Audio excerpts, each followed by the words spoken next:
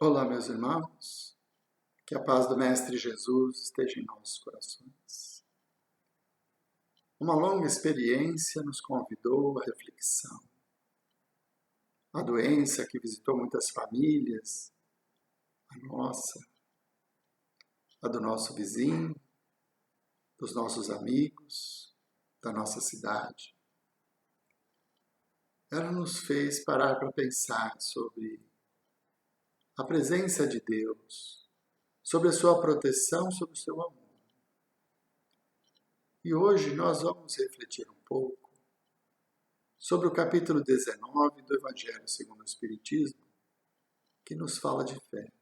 A fé transporta montanhas, nos disse Jesus.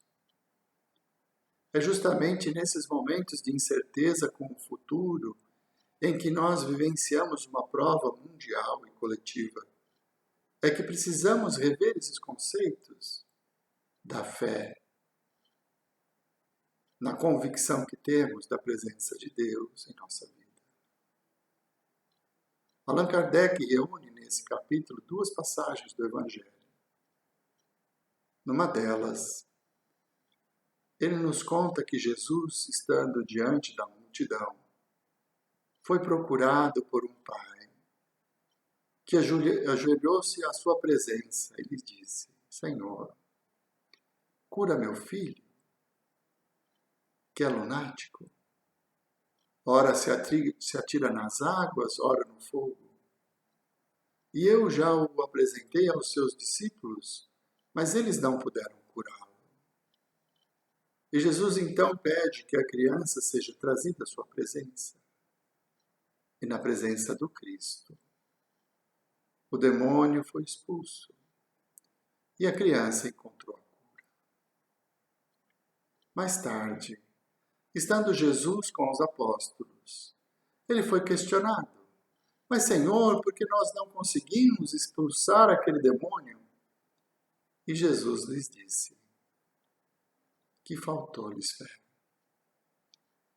E nos fala que em verdade vos digo que se tivesses a fé do tamanho de um grão de mostarda, dirias a esta montanha: vá daqui para lá, e ela iria. Esta passagem do Evangelho nos faz refletir sobre muitos pontos, mas, em especial, sobre essa alavanca que Jesus descreve, que nos dá a capacidade de mover montanhas. Essa intensidade que a fé pode trazer ao nosso comportamento, nessa convivência com as provas e as expiações para as quais nós estamos vivendo aqui nesta terra, devido ao nosso grau evolutivo. Mas antes de abordarmos o assunto da fé especificamente, vamos analisar um pouco a imagem. Expulsar o demônio. Isso quer dizer que o ser maligno controlava a vida do menino e que ora o jogava na água, ora o jogava no fogo, numa evidente intenção de suicídio?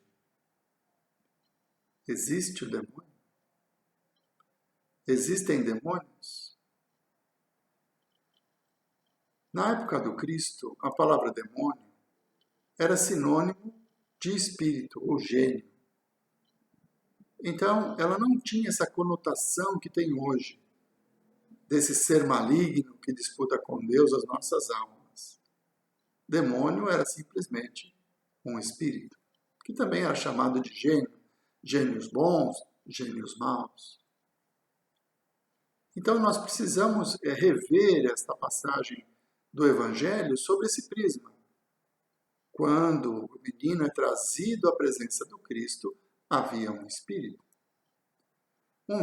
obsessor, que buscava se vingar daquele espírito recém-encarnado, por isso uma criança, e que com certeza tinha seus débitos do passado, e como obsessor o intuía para que ele se atirasse nas águas ou no fogo, para que ele se suicidasse. Não vamos esquecer que Deus nos criou a todos simples e ignorantes, mas nos deu o livre-arbítrio para que possamos escolher os nossos caminhos. Então, um espírito, mesmo um obsessor que nos odeia por algo que fizemos no passado, ele não tem o poder de decidir por nós. Ele pode nos intuir.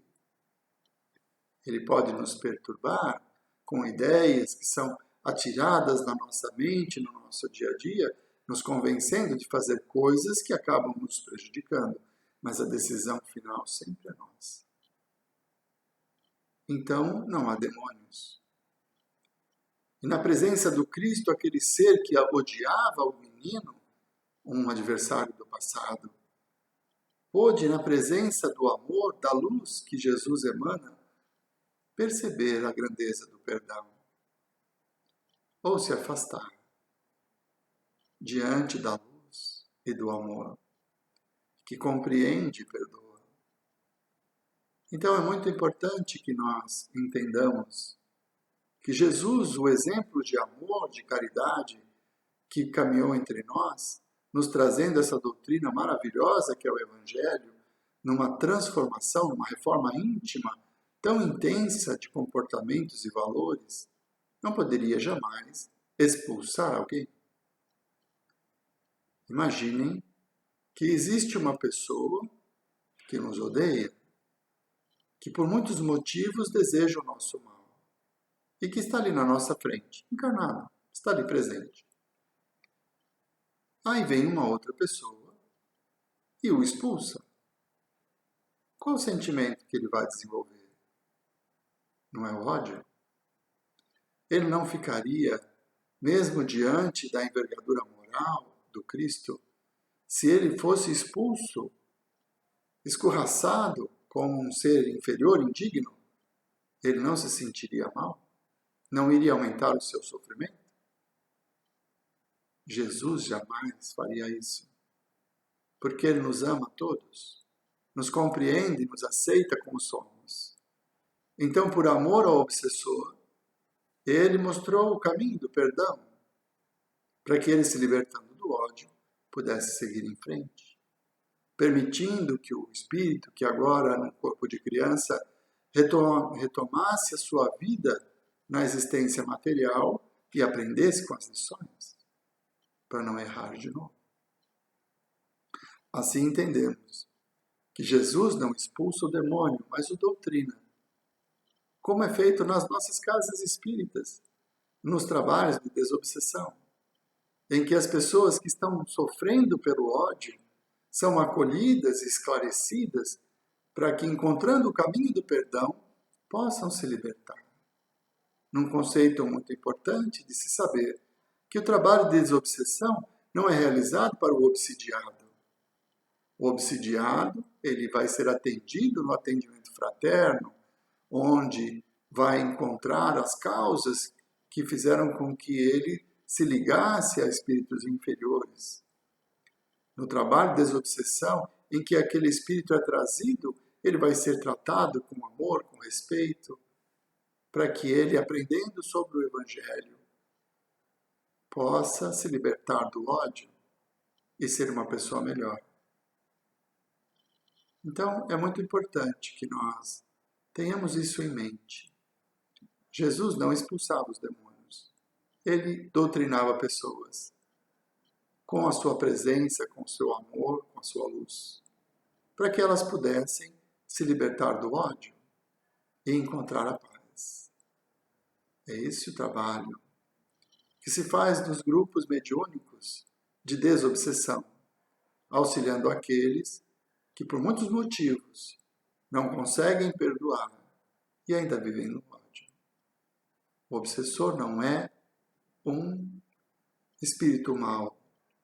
Ele é um ser que ainda pela ignorância não conseguiu entender as lições de amor e de perdão trazidas pelo Cristo.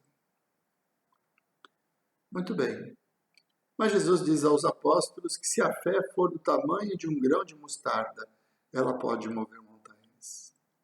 E esta frase fez com que as religiões baseadas no Evangelho do Cristo colocassem a fé como uma grande alavanca para resolução de problemas. É preciso compreender como a fé pode se transformar num importante instrumento para resolver os nossos problemas. Mas é também preciso afastar a ideia do milagre. Por quê? Quando nós acreditamos na presença de Deus, na sua existência, na sua onipotência e principalmente nas suas leis, nós entendemos que a cada um de nós é dado segundo as nossas próprias obras. E que se nós estamos passando por dificuldades, por doenças, por dores, estas são consequências das nossas escolhas e da condição que nós encontramos nesta encarnação. Nossa, vamos entender melhor isso. Imaginem um ser que, encarnado, durante toda uma vida, ele foi viciado no tabagismo. Ele fumou durante toda a vida. E desencarnou lá com muitos anos de vida. Quando ele volta para o plano espiritual, ele continua aprisionado ao vício. Só que, como espírito, ele não tem mais acesso à matéria. Então, para que ele possa manter o seu vício, é preciso que ele se aproxime de pessoas que têm o mesmo vício e possa aurir dessas pessoas os fluidos, né? De uma forma vampirizante. Ele se torna um vampiro. Isso serve para droga, para bebida, para todos os vícios, em todos os sentidos. Mas essa situação não é permanente. Haverá um momento em que esse irmão percebe que o vício é deletério para ele e pede ajuda. E ele recebe ajuda. No plano espiritual, recebe tratamento, recebe orientação, mas ele ainda traz consigo as marcas do vício. Por isso, pede uma encarnação onde ele possa resistir ao vício e possa se libertar de todas as cicatrizes que essas atitudes fizeram no seu perispírito.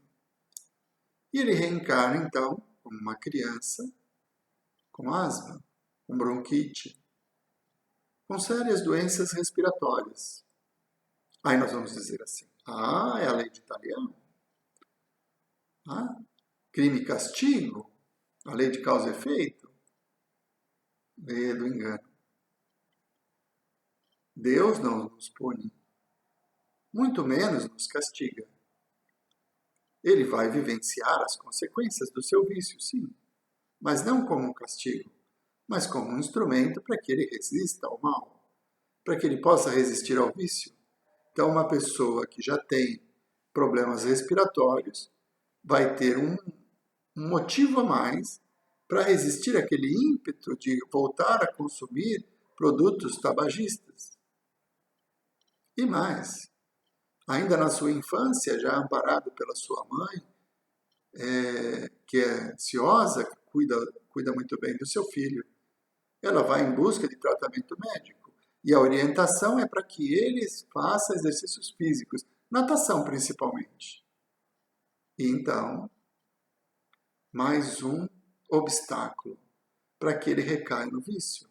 Porque o atleta, ele tem uma tendência a resistir ao tabagismo, porque o tabagismo diminui o rendimento. Então a gente percebe que a doença em si, ela vem para auxiliar aquele espírito a resistir e superar o seu vício, essa má tendência. Não é um castigo, mas sim instrumentos para que ele possa evoluir. Agora imagine que esta mãe, querendo curar o seu filho, leva essa criança até um médium de cura e ali se realiza o milagre de curar a doença. Então, o menino que tinha asma, bronquite, é tratado espiritualmente, essa doença é retirada e ele retoma a vida com o corpo sadio, saudável. Não haverá uma grande tendência de que ele recaia no vício? já porque as principais consequências dos erros da vida passada foram retirados. Então, esse milagre da cura desta criança pode ser não algo que vá favorecê-la, que vá melhorar a sua existência, mas, ao contrário, tornar mais difícil ou resistir ao vício, e quando ele chegar na adolescência, em que ele recupera todos os pensamentos, as influências das vidas passadas e sua tendência ao vício, já que ele se esquece do período que passou no plano espiritual, existe uma grande possibilidade dele recair, de sucumbir diante da prova. Então a cura mediúnica, ela não existe, é falsa? Claro que não. O processo do magnetismo, a cura mediúnica, ela é verdadeira, está provada e descrita em diversas obras que estudam esse assunto. Claro que é fato. Os espíritos vêm através dos médiuns de cura e nos auxiliam a recuperar a saúde. De todos? Não, só daqueles que têm méritos. Então, o conceito de milagre relacionado à fé, eu acredito em Deus. Eu tenho a convicção de que Ele existe, de que Ele está pairando sobre nós, e que Ele é onipotente e, portanto, pode tudo, inclusive me curar. Esse é o conceito da fé, uma fé cega. Este conceito é que está equivocado. Para que nós encontremos a cura para os nossos males, é preciso que tenhamos fé. É preciso que acreditemos que Deus é onipotente, onipresente, infinitamente justo, bom e misericordioso. E são esses três atributos reunidos que nos dá a certeza de que Ele nos deu as melhores condições para que possamos evoluir através da nossa encarnação. Seja na saúde ou na doença. Seja na vida abastada ou na pobreza.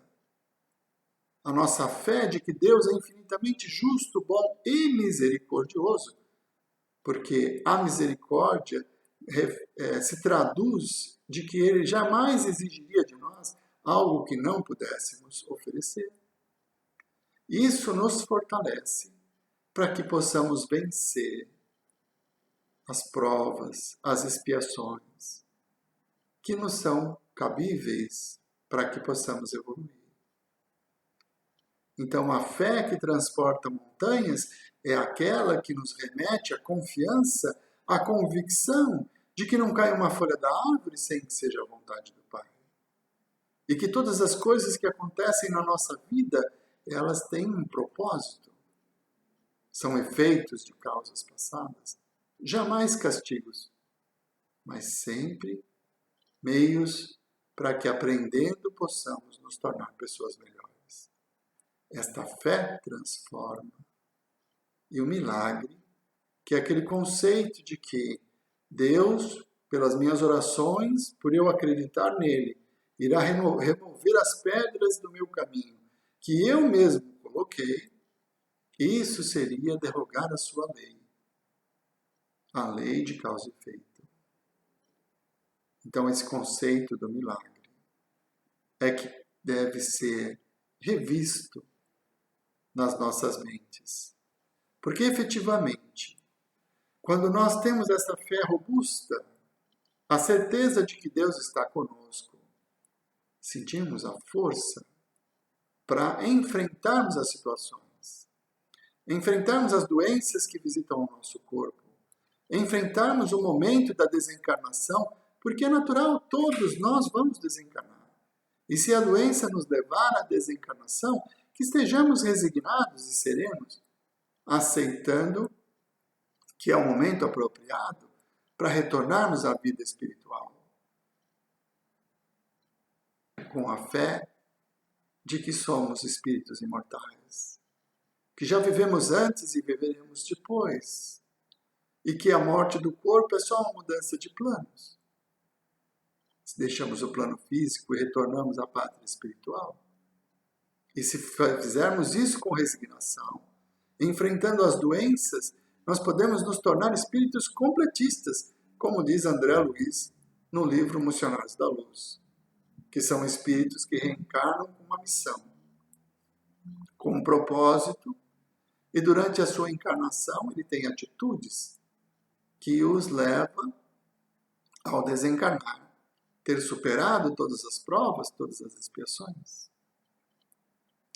Então, a fé que Jesus se refere nos fortalece, nos traz a serenidade, a perseverança, porque acreditando em Deus sobre todas as coisas, tendo a convicção da sua justiça, da sua bondade, da sua misericórdia infinita, nós teremos sempre a certeza de que, por maiores que possam ser os problemas e as situações para as quais nós fomos colocados neste mundo de provas e expiações, por maiores que possam ser as dificuldades, as limitações que a vida física nos trouxe, nós temos a certeza de que somos capazes de superá-las, de construir uma vida em paz, tendo a convicção de que somos merecedores da condição em que nos encontramos, e de uma forma pacífica, que é muito diferente de passiva, né? Não podemos aceitar a vida como ela é. Eu nasci para sofrer, então eu vou sofrer e deixar as coisas como estão. Não. Nós temos que ser pacíficos, ou seja, não nos revoltarmos diante das adversidades da vida e construirmos com o nosso esforço, com a nossa inteligência, com a nossa fé, caminhos para tornar a nossa vida melhor. Então não podemos ser passivos, mas sim pacíficos. E com esse estado de coisas, com essa convicção, essa fé forte, robusta, teremos a força de vontade e o equilíbrio para conviver com as provas e as expiações que são tão necessárias para a nossa evolução nesse momento da vida. Então, meus irmãos, reflitamos sobre esse conceito da fé. A fé como uma alavanca poderosa, não para remover os obstáculos que a vida nos apresenta como necessidade da nossa evolução, mas como uma energia positiva que nos fortalece para que nós removamos esses obstáculos, para que nós façamos mover essas montanhas que o nosso orgulho, a vaidade, acabaram construindo ao longo de existências passadas e muitos erros. É a fé, a convicção de que Deus está conosco e que a sua lei perfeita e infinita nos proporciona os meios para que sejamos cada vez mais felizes, mesmo diante das vicissitudes e das adversidades. Jesus nos fala de uma parábola, e Kardec a coloca também neste capítulo 19 do Evangelho segundo o Espiritismo, que é a parábola da figueira seca. Diz a parábola que eles estavam vindo de Betânia e Jesus tinha fome. E vendo uma figueira coberta de folhas, ele foi ao encontro dela para se alimentar. Chegando ali, não encontrou nenhum fruto. Então lhe disse que ninguém coma de seus frutos. E seguiu viagem. Retornando no dia seguinte, eles passaram pelo mesmo lugar e a figueira se encontrava seca. Então Pedro disse a Jesus: Olha, Jesus, a figueira que amaldiçoastes. E Jesus repete a mesma frase. Se tivesses fé do tamanho de um grão de mostarda, dirias a esta montanha, vá daqui até o mar, e ela iria. O exemplo da figueira seca, ele nos fala sobre o que nós fazemos com a nossa fé. A fé aparente e a fé que frutifica. O exemplo da figueira coberta de folhas nos fala de uma pessoa ou de pessoas que cultuam a fé, que cultuam Deus, que oram, que o tem como todo-poderoso, onipotente, onipresente, mas que todo esse conhecimento, essa energia, não traz frutos. É aquela fé aparente daqueles que fazem a barganha com Deus. Né? Eu tenho fé que Deus vai solucionar todos os meus problemas. Quantas vezes nós já não ouvimos pessoas dizerem assim: entregue seus problemas para Jesus, que Ele vai resolvê-los. Com certeza essas pessoas têm fé no Cristo, têm fé no Salvador, porque acreditam que Ele tem o poder, e realmente o tem, o conhecimento para superar qualquer dificuldade. Mas o que estão fazendo com essa crença? Abrindo mão do trabalho? Abrindo mão da reforma íntima tão necessária? Das transformações de atitude? Então a fé aparente, ela não dá frutos. A fé verdadeira, a fé raciocinada, aquela que nos leva a compreender.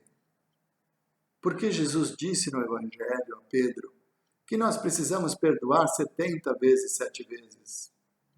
O perdão como instrumento de libertação do ódio, da mágoa, do rancor, do nosso íntimo. Porque o perdão nos faz bem. Aquele que compreende que amar ao próximo nos aproxima de Deus. Porque quando nós amamos ao próximo como a nós mesmos, nós tiramos de nós a mágoa, o rancor, o ódio, nós praticamos a lei e aceitamos o nosso semelhante como ele é. E isso nos traz felicidade. É a fé raciocinada, não aquela que barganha com o Pai. Eu tenho fé, então você resolve meus problemas. Eu tenho fé, então você cura meu corpo. Eu tenho fé, então você me traz a riqueza. Estes são os mensageiros, os novos profetas, os mensageiros da palavra de Deus, do Evangelho de Jesus, que oferecem para os fiéis os benefícios deste mundo. Quando Jesus nos convida a construir o nosso tesouro no céu, buscando os benefícios do Espírito na transformação íntima. Então a fé sem obras é vazia. Não adianta nós curvarmos os joelhos e de cabeça baixa e mãos postas, colocar todo o sentimento de amor a Deus dentro do centro espírita ou numa igreja evangélica, ou num templo budista, ou ainda numa sinagoga, numa mesquita. Somente acreditar não é suficiente. É preciso que a árvore frutifique. Porque Jesus já disse: conhecereis a árvore pelos seus frutos. Uma árvore boa não dá maus frutos, e uma árvore má não dá bons frutos. A fé precisa se transformar em ação, em atitude. E aí nós encontramos nesse mesmo capítulo a união entre a fé e a caridade. Porque a caridade é o exercício do amor. E aqueles que têm fé, a convicção da presença de Deus em nossa vida, eles têm a possibilidade de construir, de frutificar com essa fé robusta que auxilia o semelhante, que combate as nossas más tendências e nos leva à reforma íntima, na transformação de atitudes, de ações, diante das provas, das expiações, que são tão necessárias para que possamos nos conhecer. Eu digo que diante das provas nós podemos nos conhecer, porque é quando a vida nos contraria, é que nós podemos perceber o tamanho da nossa fé. Se nós estivermos com a nossa vida equilibrada, se tudo está dando certo, se as pessoas que amamos nos amam também, se o trabalho nos rende os benefícios dos recursos financeiros adequados aos nossos desejos, satisfazendo os nossos desejos, então é fácil agradecer a Deus todos os dias pela vida maravilhosa que Ele nos concedeu. Mas quando a prova vem, e toda essa situação de equilíbrio se transforma, é que nós vamos medir o tamanho da nossa fé. Se nós, como a figueira também, só tínhamos a aparência, porque diante de uma vida tranquila, quando vem a doença e visita o nosso corpo e nos coloca o temor à morte, porque muitas das doenças atuais degeneram o corpo até a morte. E muitas vezes são pessoas abastadas, pessoas felizes. Até tem um ditado popular, né? Ele era tão bom, como foi ficar doente? E é nesse momento que a vida nos contraria, é que nós vamos refletir a fé que temos em nosso coração.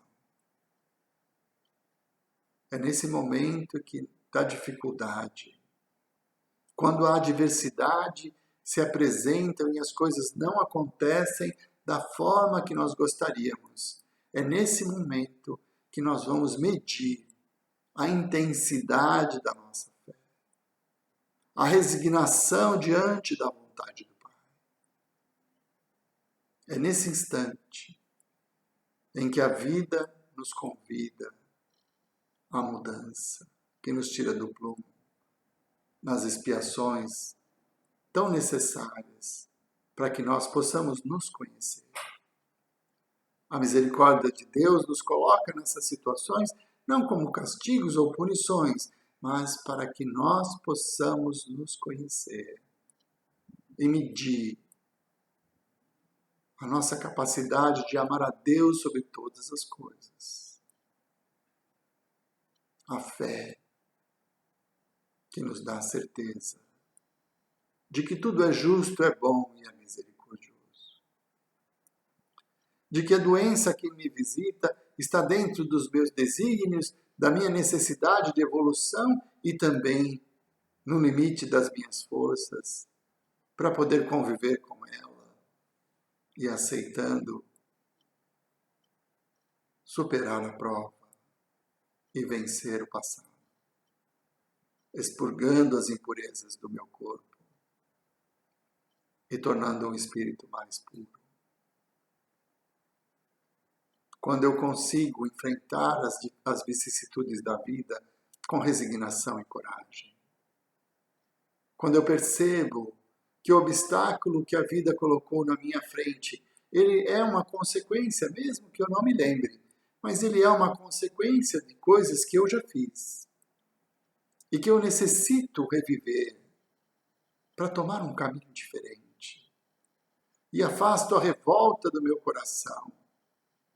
Então, a fé, essa fé em Deus, na sua presença, na sua onipotência, ela frutifica em energias positivas, na presença inspiradora dos mensageiros do Cristo que vêm nos auxiliar, porque quando estamos resignados e confiantes, abrimos a nossa mente para fluidos, para influências de espíritos de luz. Mas quando nós nos revoltamos, então aquela fé eram apenas folhas, não há frutos. E a revolta nos põe em sintonia com os irmãos inferiores, com aqueles que ainda ignorantes desejam o mal. E recebemos essa influência negativa que tornará o nosso resgate ainda mais difícil.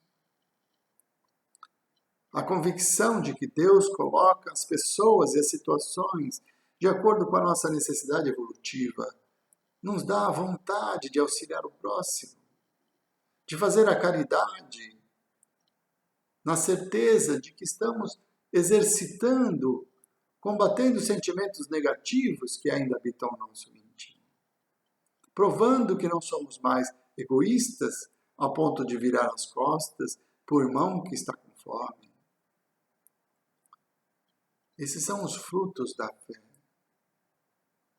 que vão nos fortalecendo e nos ajudando a enfrentar cada situação que a vida nos oferece. A fé transporta montanhas. Mas jamais podemos esquecer que as montanhas que ainda entravam no nosso caminho, elas são consequências de nós mesmos, das atitudes, dos sentimentos. Que quando a nossa fé falha e nós nos sentimos revoltados, injustiçados e, portanto, sofrendo, passamos a sofrer diante da situação, nós estamos sendo como a figueira seca, que no templo diz Senhor, Senhor, que ora rogando a Deus que retire os obstáculos do nosso caminho,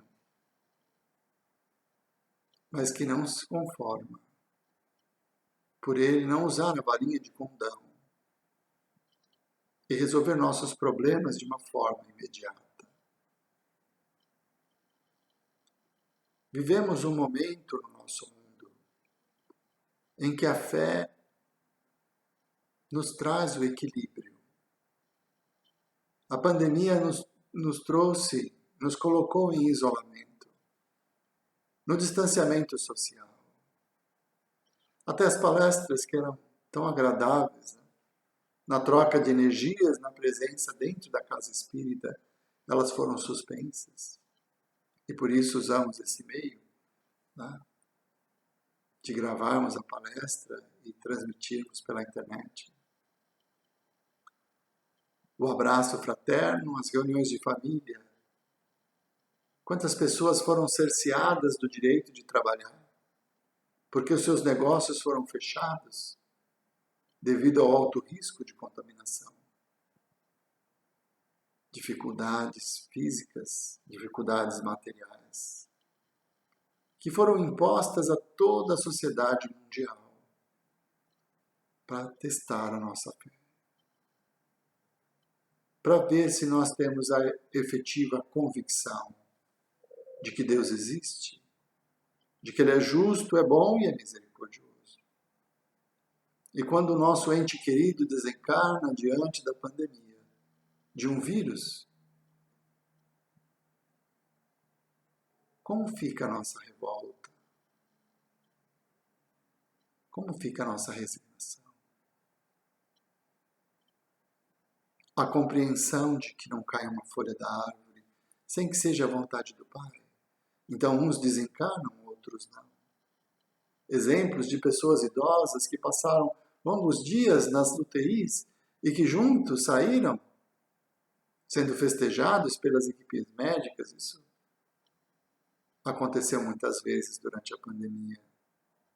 E outros ainda jovens, cheios de saúde, que desencarnam e retornam à pátria espiritual.